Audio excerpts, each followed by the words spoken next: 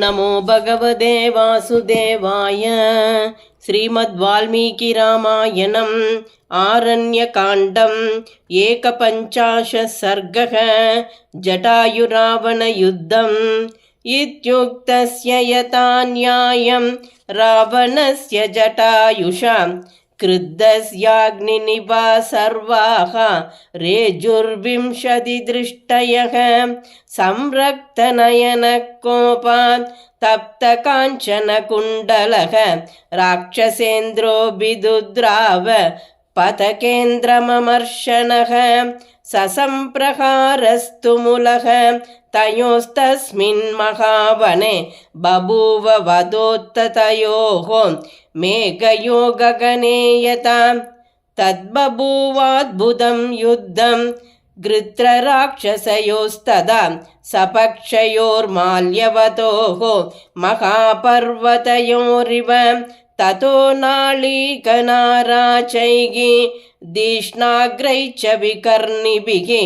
अभ्यवर्षन् महाघोरैः कृद्रराजं महाबलः सतानि शरजालानि कृद्रपत्ररथेश्वरः जटायुप्रतिजग्राह रावणास्त्राणि संयुगे तस्य तीक्ष्णनखाभ्यां तु चरणाभ्यां महाबलः चकार बहुधा गात्रे व्रणान् पदकसत्तमः अधक्रोधात् दशग्रीवः जग्राह दशमार्गणान् मृत्युदण्डनिभान् घोरान् शत्रोर्निधनकाङ्क्षयां शतैर्बाणैर्महावीर्यः पूर्णमुक्तैरजिह्मकैः बिभेदनिशितैस्तीक्ष्णैः कृद्रं घोरैः शिलीमुखैः सराक्षसरदे पश्यन् जानकीं बाष्पलोचनाम् अचिन्तयित्वा तान् बाणान् राक्षसं समभिद्रवत् ततोऽस्य शशरं चापं मुक्तामणिविभूषितं चरणाभ्यां महातेजाः बभञ्ज पदकेश्वरः ततोऽन्यदनुराधाय रावणक्रोधमूर्छितः ववर्ष शरवर्षाणि शतशोथसहस्रशः शरैरावारितस्तस्य संयुगे पदकेश्वरः कुलायमुपसम्प्राप्तः पक्षीव प्रबभौ तदा शतानि शरवर्षाणि पक्षाभ्यां च विधूय च चरणाभ्यां महातेजाः बभञ्जास्य महद्धनुः तच्चाग्निसदृशं दीप्तं रावणस्य शरावरं पक्षाभ्यां स महावीर्यः व्याधुनोत्पदकेश्वरः काञ्चनोरच्छदान् दिव्यान् पिशाचवदनान् करान् तांश्चास्य जवसम्पन्नान् जगान समरे बलि वरं त्रिवेणुसम्पन्नं कामकं पावकार्चिषं मणिहेम विचित्राङ्गं बभञ्ज च महारथं पूर्णचन्द्रप्रतीकाशं छत्रं च व्यजनैः सह पातयामास वेगेन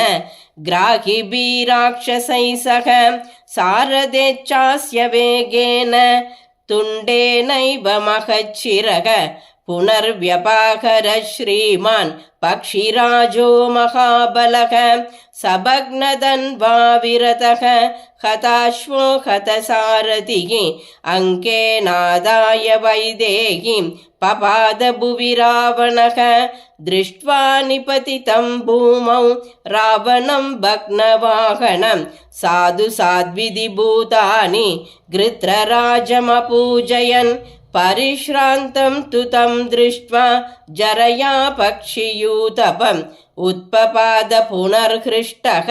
मैथिलीं गृह्य रावणः तं प्रहृष्टं निधायाङ्के गच्छन्तं जनकात्मजां गृत्रराजसमुत्पत्य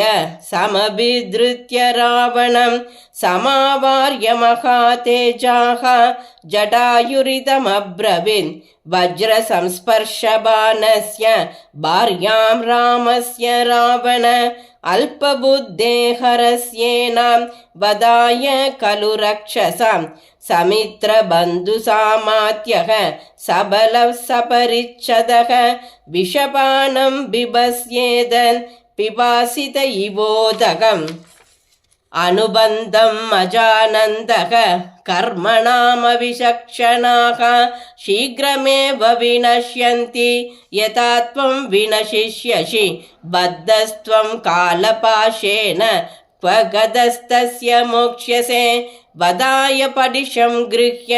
सामिषं जलजो यथा न हि जादुदुरादर्शौ काकुस्तौ तव रावण दर्शनं चाश्रमस्यास्य क्षमिष्येते तु राघव यथा त्वया कृतं कर्म भीरूणालोकगर्हितं तस्कराचरितो मार्गः नैष वीरनिषेवितः युध्यस्व यदि शूरोऽसि मुहूर्तं तिष्ठ रावण शयिष्यसे हतो भूमौ यथा भ्राताकरस्तथा परेदकाले पुरुषः यत्कर्म प्रतिपद्यते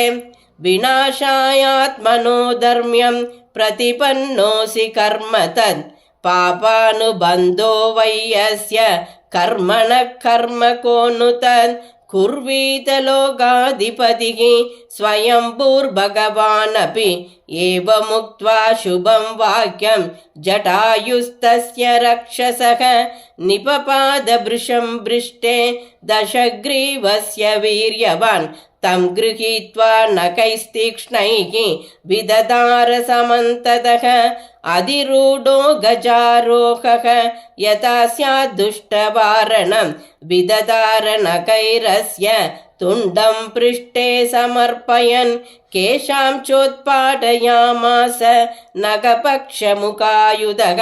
सतता गृत्रराजेन क्लिश्यमानो मुहुर्मुहुः अमर्षस्फुरितोष्टः सन् प्राकम्पदस रावणः सपरिष्वज्य वैदेहीं वामेनाङ्केन रावणः ततो नाभिजगानाशु जटायुं क्रोधमूर्छितः जटायुस्तमभिक्रम्य तुण्डेनास्य खगादिभः वामबाहून् दश तदा व्यपाकरदरिन्दमः सञ्चिन्नबाहो सद्यैव बाहवः सहसाभवन् विषज्वालावलीयुक्ताः वल्मीकादिवपन्नगाः तदक्रोधात् दशग्रीवः सीतामुत्सृज्य रावणः मुष्टिभ्यां चरणाभ्यां च कृत्रराजमपोदयत् ततो मुहूर्तं सङ्ग्रामः बभूवातुलवीर्ययोः राक्षसानां च मुख्यस्य पक्षिणां प्रवरस्य च तस्य व्यायच्छमानस्य रामस्यार्थे स रावणः पक्षौ पार्श्वौ च पादौ च खड्गमुद्धृत्य सोच्छिनन् सच्छिन्नपक्षसहसा रक्षसा रौद्रकर्मणा निपपादहतो गृत्रः धरण्यामल्पजीवितः तं दृष्ट्वा पतितं भूमौ क्षदर्जार्द्रं जटायुषम् अभ्यधावत वैदेही स्वबन्धुमिव दुःखितां तं नीलजीमुतनिकाशकल्पं सपाण्डरोरस्कमुदारवीर्यं ददर्श लङ्काधिपति पृथिव्यां जटायुषं शान्तमिवाग्निदावं ततस्तु तं पत्ररतं महीतले निपातितं रावणवेगमर्दितं पुनः परिष्वज्य शशिप्रभानना रुरोध सीता जनकात्मजा तदा। इत्यार्षे श्रीमद् रामायणे वाल्मीकिये आदिकाव्ये चतुर्विंशतिसहस्रिकायां संहितायाम् आरण्यकाण्डे जटायुरावणयुद्धं नाम 51 सर्गः। श्रीदाशरथाय विद्महे सीतावल्लभाय धीमहि तन्नो राम प्रचोदयात्। जानकीकान्तस्मरणं जय जय राम राम।